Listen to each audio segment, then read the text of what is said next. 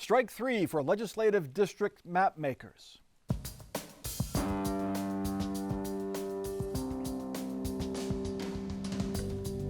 Joining us on Columbus on the Record this week, Laura Bischoff, State House reporter for the USA Today Ohio Network, Desiree Timms of Innovation Ohio, and Mark Weaver, Republican strategist.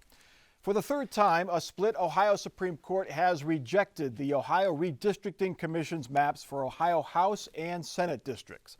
The court's majority opinion said the third versions of the maps were flawed and the process was flawed. Even though the maps on paper split districts roughly 54% to 46% in favor of Republicans, all of the proposed Republican districts were thought to be safe, while many Democratic districts were thought to be toss-ups. So the court gave the commission until March 28th to come up with a fourth version. It suggests the commission use a truly independent mapmaker this time. The justices had some harsh words for the commission and each other. The majority opinion said the commission lacks political will and calls the situation self-created chaos. The minority opinion said the majority justice's decision is an exercise in raw political power. Laura Bischoff, another swing and miss for the Redistricting Commission, and now they want to fire the umpire. Some Republicans are calling for the impeachment of Chief Justice Maureen O'Connor. What is their justification? Well, it's not clear to us yet because the charges of impeachment haven't been filed. It's something that would start out in the Ohio House and then would have to go to the Senate where they would hold a trial and convict. What's interesting, though, is that we're hearing that the Republicans who are talking about this are only talking about going after Maureen O'Connor, a fellow Republican, and they haven't mentioned bringing charges against the Democrats who also ruled against the maps, the congressional legislative maps, all the different iterations of those. Mark Weaver, Governor DeWine quickly denounced this move, saying you can't, get rid of a judge because you don't like a ruling. Do you think this is a dangerous way to go? Should it gain any traction? Know that these are two co-equal branches, each of whom has powers. For example, the Supreme Court has the power of contempt. It should be rarely used, but they used it in this case. The legislative branch has the power to impeach. The notion that somehow this is outside the rule of law is false. It's one of their powers. Whether either side should use such extreme measures is up for debate, but it's something the legislature does have the power to do. Do you think they should impeach the Chief Justice for this, Mark? Yeah, right now I would have to see the case. There was arguably a better argument when there was an order for members of other branches to appear at certain times in front of the judicial branch. I'd have to see what the allegations are. I just want to make sure it's clear that nobody would suggest that somehow this is outside the rule of law. The rule of law specifically permits this to happen. Desiree Timms, the governor suggests that the map makers, a bipartisan map maker group, Republican map makers, Democratic map makers, get into a room and figure this out. Would that work? Do you think that would work? Desiree Timms. The governor knows that they've had several months to come together on both sides. It's not like the commission is 100% Republican. It is a bipartisan commission. It's just that Republicans have excluded the Democrats on the commission week after week, month after month in the map making process. And then what they get and what they present are rigged maps, and no one likes them. So they have been before the court multiple times. And if anyone is in the right to hold someone in contempt, it is the judiciary. And I think that's probably what should happen given their willingness to defy the court's orders. Laura Bischoff, the state Supreme Court cannot, by the Constitution, draw a new map for state legislative districts. Some argue that they could take one of the other maps that's been presented and make that the map. We don't know if that would hold up in court or not, but where does this go from here now? The rhetoric just seems to be getting more and more heated. Well, I mean, that's the big question. I think that the May 3rd primary is a hot mess right now. The military and overseas ballots were supposed to be mailed out today when they don't have valid maps for the legislative and congressional districts. And so the legislature is the only entity that can change the date of the primary. So it'll be interesting next week to see if lawmakers decide to move the date, if they decide to have two primaries, one for like school levies and the statewide races would maybe go on the May 3rd ballot, and then hold another primary for the ones where district maps are required. If you bump the primary, though, that the lawmakers, the people on the redistricting commission could keep playing this game of chicken where they wait till the last second. So I really don't know what's going to happen, and we really kind of are in uncharted territories. Mark Weaver, do you agree that the court has overstepped its authority here and is exercising too much power? This is a power grab on the part of Democrats and the Chief Justice, or is this part of the process that voters approved, and this is because it hasn't met what they think is the letter of the constitutional law, that this is where we're at right now? I think each side is playing its own part. Let's be clear, the voters put Republicans in charge of this process. They made that decision to give Republicans majorities in both houses. What's interesting is the Democrats who are screaming about fair representation in the state of Ohio have said nothing about the city of Columbus, where there are 0 Republican city council members, including when there's openings that could be appointed in. So there is 0% representation for Republicans in the city of Columbus, where tens or hundreds of thousands of Republicans live. This is a partisan process. Democrats want more power. Republicans want to hold on to their power. It's happening in every state in the country. Desiree Timms, New York is the polar opposite of Ohio. It's Democrats are making maps that are very much out of line with how that state votes. Is there a better way, and will we get a better way out of this, shall we call it chaos? I think it's so important to point out that Ohioans voted for a fair process to the tune of 70%. And so 70% of Ohioans wanted a fair, transparent process when it comes to redistricting and drawing maps. Not only has the Republican Party defied the will of Ohio voters, they've also defied court orders. So we are in unprecedented times, because who would have imagined, if the voters put something on the ballot and we changed the Constitution, that Republican lawmakers would feel that they are beyond and above the law to just discard it and disobey it. We have to follow the law. We believe in democracy, law and order, and the Republicans should believe in that too. As I've said, this is not the Wild Wild West. It's the Midwest. It's Ohio. And we believe in law and order. Hopefully the Republicans will come on board and listen to the will of Ohio voters. Are they disobeying the law, Desiree, or are they just making a different case than what the Democrats are making? I think they are willfully neglecting and disobeying the law. The Supreme Court has issued the order time and time again, hey, these maps are rigged. They're not fair. You're excluding people from having access to the ballot and being able to pick their politicians. What we have is a group of Republicans trying to pick their voters. And so after 3 times, the court has said enough already. And yet we have Republicans who've now gathered in a room and said, you know what? We'll just impeach them to get our way. It's our way or no way. And that is undemocratic. In fact, that's from, one of the Putin Russian playbooks. And that's not how we ought to operate here in the state of Ohio. Mark Weaver, how do you think this ends? I think it was on this show a few months ago, I predicted this would end the way the school funding situation ended, which went back and forth between co-equal branches until the Supreme Court could do no more. And the power of the people to govern this process is through the legislature. And this year they have a chance to reelect an entire new House and half of the Senate. The people spoke. They put the Republicans in charge of the legislative branch. They're going to have a chance to throw out people if they want to. No one has been denied access to the ballot. That's, of course, ridiculous.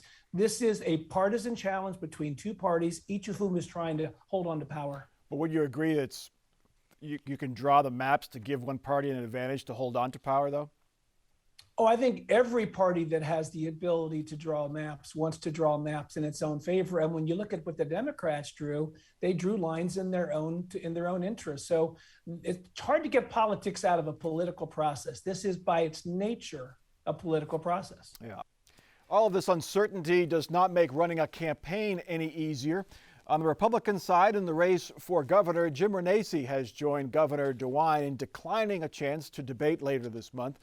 While he won't face Joe Blystone on the stage, Renacci is stepping up his criticism of the farmer who leads him in a recent poll. In the race for U.S. Senate, business ties to Russia appeared as an issue in the campaign this week, and Mike Gibbons visits Donald Trump looking for the former president's endorsement. You noted that in your question there, a poll showed that of the two non-DeWine candidates, Blystone is actually ahead of Renacci. That's embarrassing. That had people all around Capitol Square discussing how bad Renacci is doing. As a result, Blystone, I don't think either of them is going to win. I think Mike DeWine's going to win the primary and the general. Blystone is actually better positioned. Should Renacci get out, I don't think that's going to happen either. Blystone might be able to give Mike DeWine at least a closer race, but Renacci has not run a particularly good campaign, and missing out an opportunity to get a little more profile seems to me like a mistake. Yeah, that independent poll that was out by Fox News last week had Mike DeWine at 50%, which I think that number alone surprised a lot of folks, pleasantly surprised the DeWine campaign, I'm sure, with Blystone and Renacci basically tied, Blystone slightly ahead. Laura Bischoff, what is the path to victory for any of those candidates challenging Mike DeWine?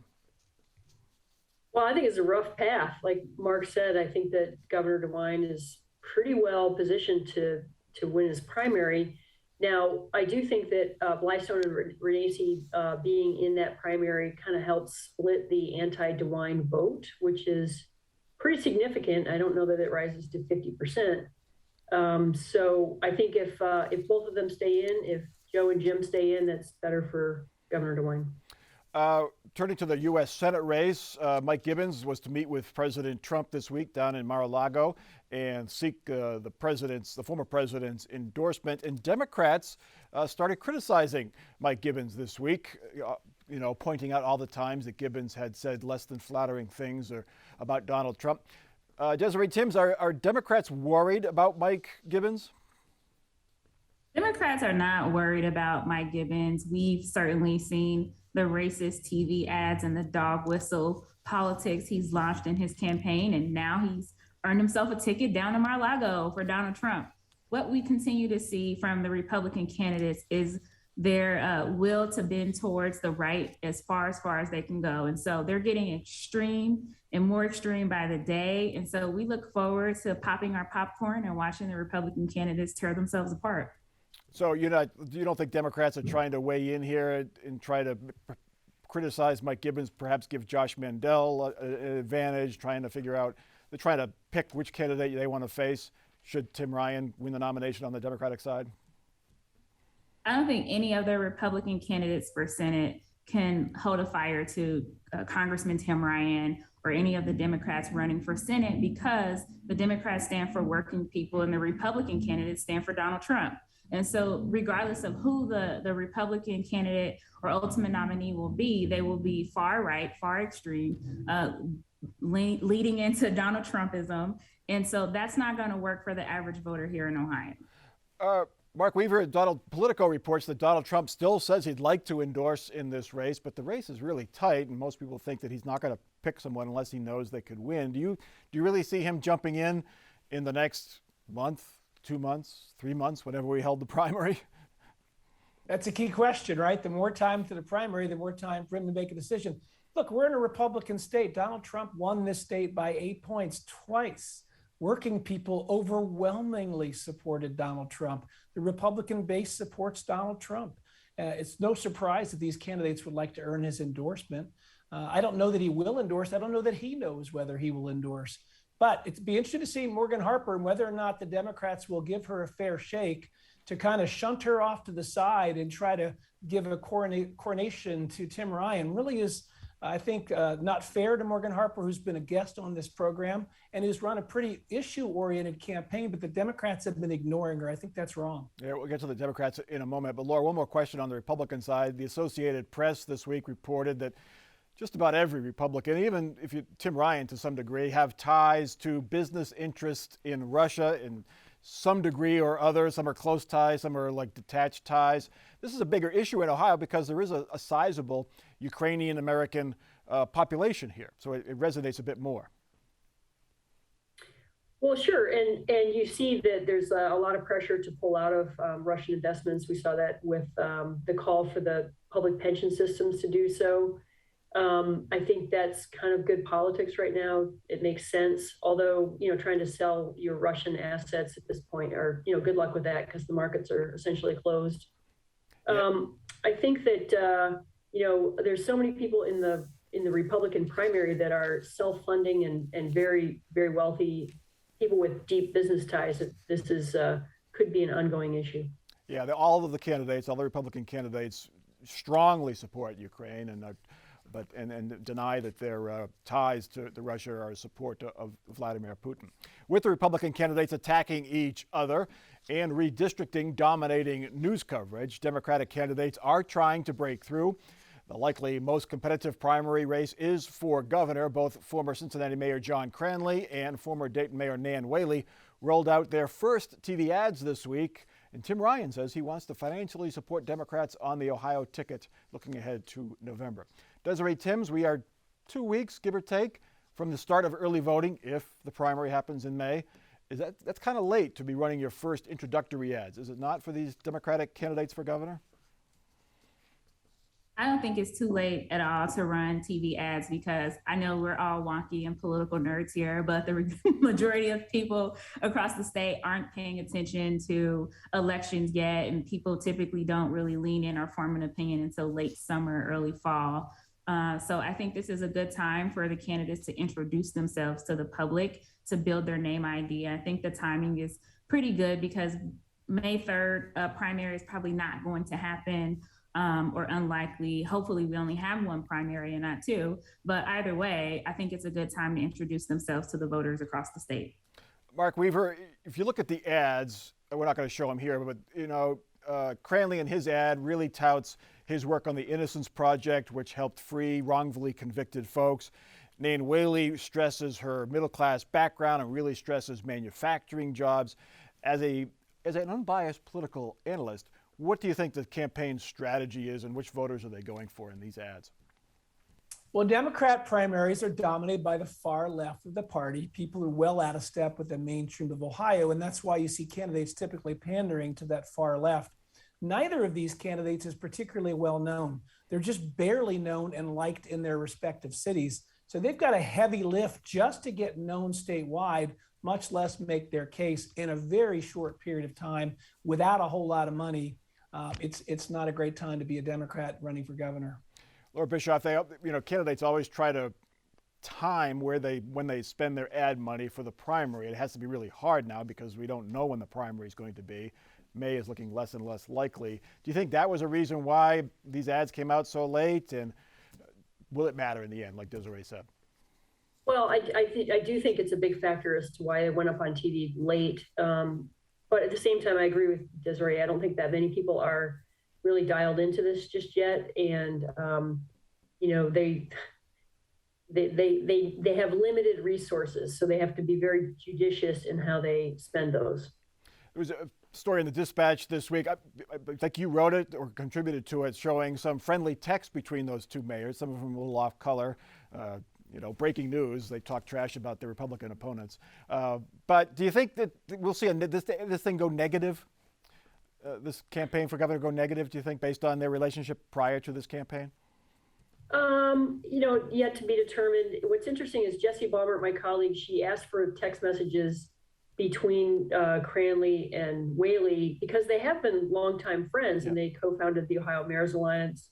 And just to kind of see, has their relationship changed or whatever. And I really enjoyed that read. I thought it was really interesting about how the big city mayors have been talking and chatting on text amongst themselves about policy issues like gun policy, COVID, masks policies, and then also some trash talking in politics as well. Yeah, a little peek behind the curtain there, which is interesting. Also, a lesson to politicians: don't put anything in writing because it could come back to haunt you, I guess. Desiree Timms, Tim Ryan is pledging to contribute $3 million to Democratic candidates. He's looking past the primary. He's heavily favored, but is that a wise move? Especially if you want Morgan Harper's voters to support you in November? I think it's a great move because it's showing that he supports the entire party. I think his offer to support other Democratic candidates isn't quite a threat to Morgan Harper. Morgan Harper certainly has support around the state as well, and he'll need to court those voters and bring them into the fold. The Democratic Party is a big tent party. I'm really thrilled and excited to hear about how many Republicans are fascinated with Morgan Harper. I hope that they will adopt her platform in their policy agenda, which is the exact opposite of what they've been pushing. So I think what Tim Ryan is doing, he's offering an olive branch to everyone across the state who needs help raising money right now because it's really hard with the economy, with the high cost of living, and just people are really tired of donating to political candidates. So if you have a candidate that you support, please donate $5 or $10 to help them get their message out. All right, our final topic. Governor DeWine this week tried to please both gun rights activists and those who want tighter gun laws. DeWine signed into law the concealed carry law. It eliminates the special permit and training requirements for lawful gun owners to carry a hidden gun. But the governor also promised to continue to press for some of the gun law changes he proposed 2.5 years ago. About half the states now have this provision, and this is, I think, consistent with the United States Constitution. We're still asking the state legislature to take action on a bill, which I think is frankly a no-brainer, and that simply is, it says that violent repeat offenders who commit most of the violent crime today, if they are in possession of a gun, the judge should have the ability to put them away for at least 10 years. Laura Bischoff, give the governor credit for answering questions on this contentious issue. He's trying to play it right down the middle, though. Yeah, I'm not surprised that the governor is answering questions, given that he's had a long history of being pretty accessible to the press. This is something that has been on the wish list for gun rights people for more than 20 years.